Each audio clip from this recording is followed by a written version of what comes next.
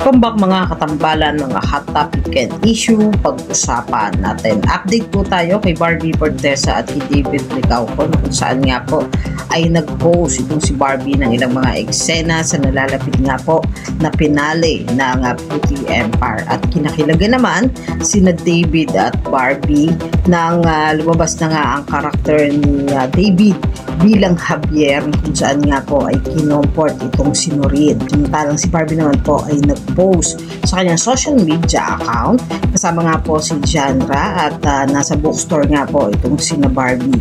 Makikita naman doon sa post na talagang happy na nitong si Barbie ang pagbabasa ng libro. At makikita naman sa post ni Barbie na tumitingin siya ng mga books at sa caption pa nga po ng post nitong si Barbie ay hindi manifest ng running outfit natin ang good weather.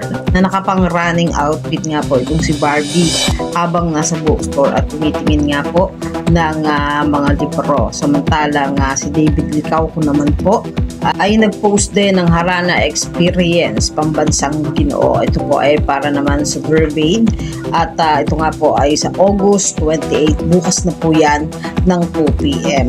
Samantalang si Barbie naman po ay nasa Robinsons Galleria, Cebu City sa August 30 ng 4 p.m. At kasama po ni Barbie sina Sam Concepcion at ilang pang mga cast ng Beauty Empire. Yan po yung mga update natin ngayon kay Barbie at kay David. Kayo mga katambalan, ano ang masasabi nyo? Mag-comment lang sa comment section at pag-usapan natin.